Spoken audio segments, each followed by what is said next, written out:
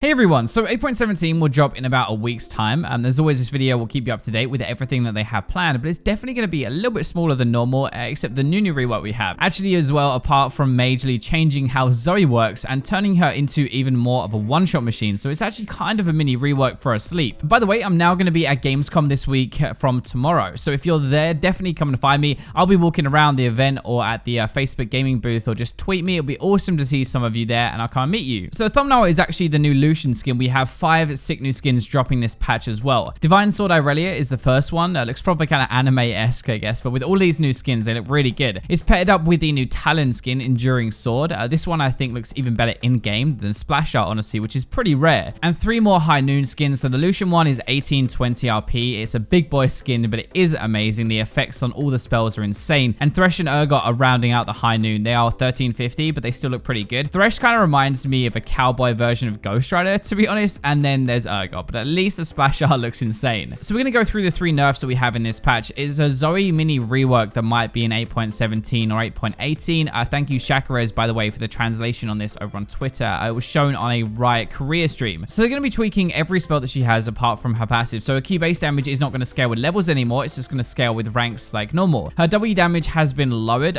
the base and the AP at the same time, actually, so it will do a lot less damage. Her E, so her sleep, is going to have a mini rework, so it no longer forms a trap on the ground at all. The damage has been massively increased to compensate though, so way more base and also a much better AP ratio that scales with rank. Your ultimate portal lasts a little bit longer, the second portal you jump through, but it gives no vision in the area, so it's going to be harder to land skill shots. So basically it's a nerf to her ultimate vision, her W damage, her sleep if you miss it, her zoning potential, and some of her utility, but it is a buff to her one-shot combo of her sleep and her Q. Her E does a massive 380 damage plus 80% of your AP at rank 5. So if you have 500 AP, that hitting you, even if you cleanse the sleep afterwards, is going to be about 800 damage before magic resist. Now to be fair, Zoe was almost always going to one-shot you anyway, and now she has to hit the sleep first time directly. So with her W damage being lower, it also actually means that she can't just run around and auto-attack you to death with that damage in a team fight. So it's actually a nerf to that playstyle. She also has like the one utility part of her kit removed with the sleep on the ground, which was zoning people and keeping them out of fights. So she's basically now 100% a one-shot machine, and that's pretty much it. Ryze is the second nerf of this patch, and they're lowering his Q-AP ratio by 10%. These two are probably more aimed at pro play more than at solo queue games. He's going to scale a little bit worse than before. He's kind of bottom of the solo queue win rates at the moment anyway, though, and he'll probably stay there now with this. Even though actually he can be insanely good if you know what you're doing, you actually have to kind of learn him and know what you're doing. So that is the issue. This will probably just be a temporary fix till they rework him again, I bet. Finally, then we have Varus changes. So his health per level has been increased by 3, a whopping 3, but his base health has been lowered by 50. So overall, it actually evens out across the game, but he'll be worse in the lane phase, or at least a little bit easier to kill with less health. He's very popular in pro play at the moment because he can bully lanes with his range and his trading, so it's really aimed at bringing that down just a little bit. He is not amazing for solo queue either, but he isn't actually terrible. It's gonna hurt a little bit though, because you do pick him to bully lane. So we also have 7 buffs coming in for lesser played champions. Actually nothing major, but they are gonna help a little bit. So for example, Kassadin is our first one, maybe the biggest really. His ultimate cooldown has been lowered to go from 5 seconds to 2,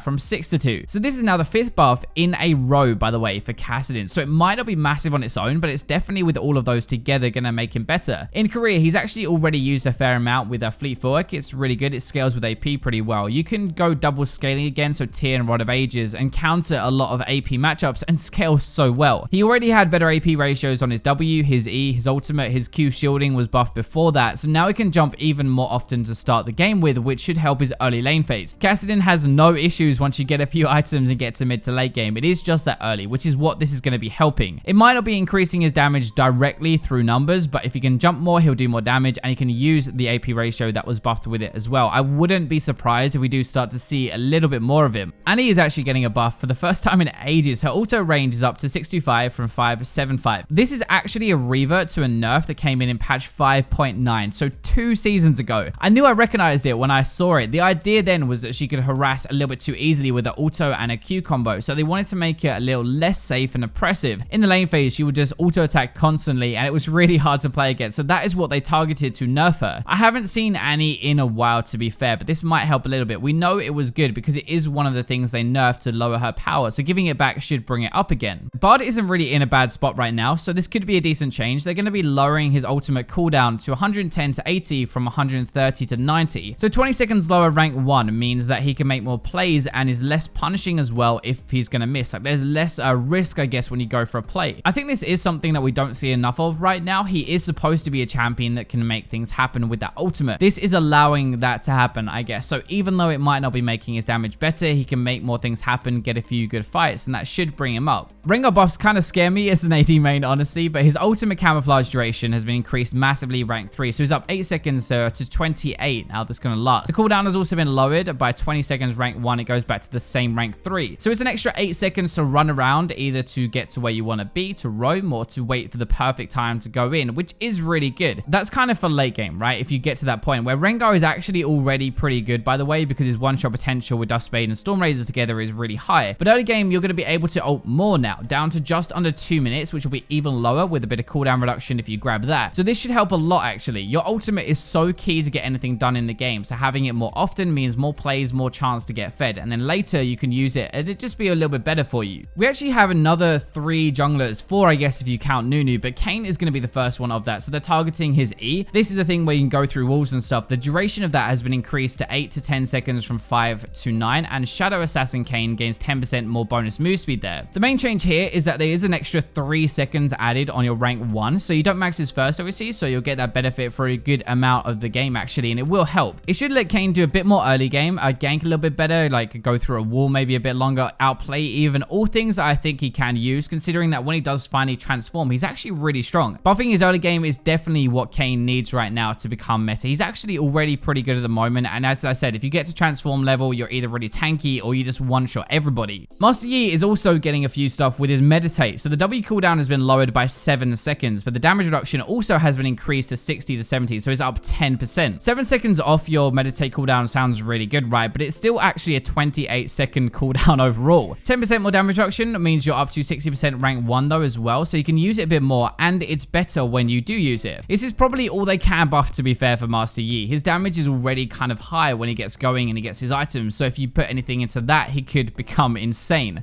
Last up is a very small change to Wukong. So his base attack speed has been increased, and most likely this is aimed at making his jungling better. Attack speed helps a lot when you're trying to clear the jungle early. We had a few nerfs to him recently, which have made him weaker, just like damage-wise. I think this is trying to give him a nudge back to put him in the jungle, and I guess the other nerfs that we've had have hurt that, but they don't really want to make his like mid or his top lane stronger, just make his jungle better.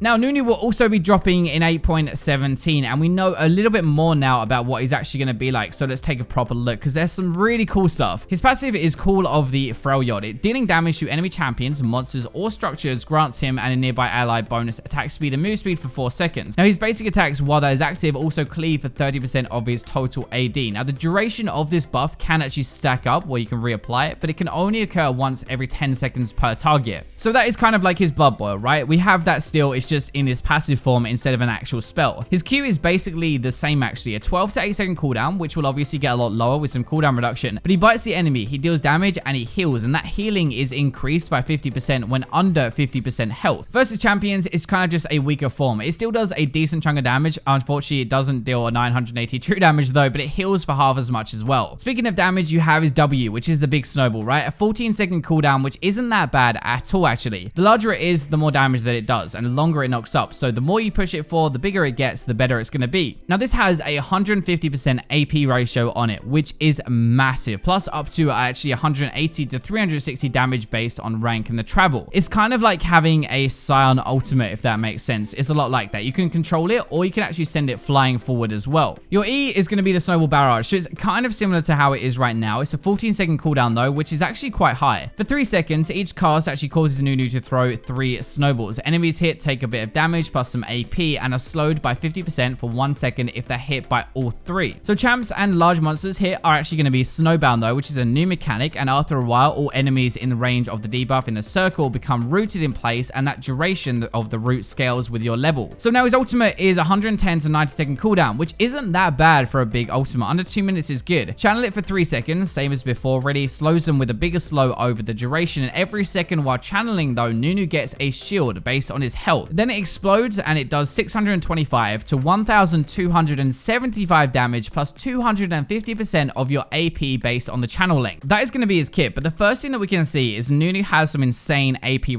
ratios now with this new thing, right? 50% on the bite, 150% on your W, and 250% on his ultimate. The reason for that is because really the biggest thing with the new Nunu rework is he has way more utility in his kit and is much better at fighting people and not just monsters. It's obviously very good for team fights to have disruption and a root and a slow and stuff, but you can actually set up your own ultimate and trap them so they can't just run away as easily now, if that makes sense. I would expect him to build AP to start with because obviously that's going to be more fun. You're going to be killing people, but actually if you build tank, you're mostly there as a huge frontline now, like a normal tank, rather than just like a buff machine. So anyway, that is going to wrap up 8.17 in a nutshell. Hope you guys are now a bit more caught up to speed with what it's going to be like. Make sure you like the video and subscribe if you enjoyed for more content, but for now, I will leave you with the robot.